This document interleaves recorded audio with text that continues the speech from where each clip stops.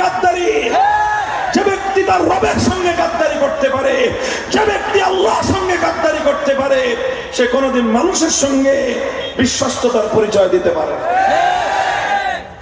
বলেন একটা কথা, কোন মানুষ যদি বাপের সঙ্গে গাদ্দারি করে, সে তার ভাইয়ের সঙ্গে বিশ্বস্ততা করবে? যে তার বাপের সঙ্গে গাদ্দারি করে, বাপকে যে হক দিতে জানে না, বাপকে যে সম্মান দিতে জানে না, সে ভাইয়ের হক আদায় করবে? তাহলে বাপের সাথে যে গাদ্দারি করে, তার দ্বারা যদি ভাইয়ের হক আদায় হওয়া সম্ভব না হয়, তো আল্লাহ বাপের চেয়ে কত বড়? বলেন বলেন, বাপ কেন বড়? আল্লাহ আমাকে বাপের মাধ্যমে দুনিয়াতে পাঠাইছেন, এই জন্য তো বাপ বড়। তো বাপ আমার সৃষ্টি, আমার জন্মের ক্ষেত্রে মধ্যস্থতা, এই জন্যই বাবার সম্মান, এই জন্যই তো মায়ের সম্মান।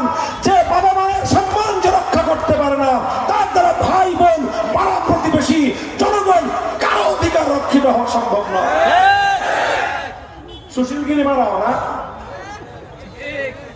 তুমি আল্লাহর সঙ্গে গাদ্দারি করে আবুলের প্রতি প্রীত দেখাও। যারা আল্লাহর সঙ্গে গাদ্দারি করে আবুল ফাউলদের প্রতি প্রীত দেখাবে, প্রমাণ হবে তারা মুসলমানদের দুশমন। এই একটা প্রশ্ন, এখানে কোন গোজামিলের সুযোগ নাই, এখানে কোনো গোজামিলের সুযোগ নাই, এখানে কোনো ছাড় দেওয়ার সুযোগ নাই, নমনীয়তার সুযোগ নাই, উদারতার সুযোগ নাই।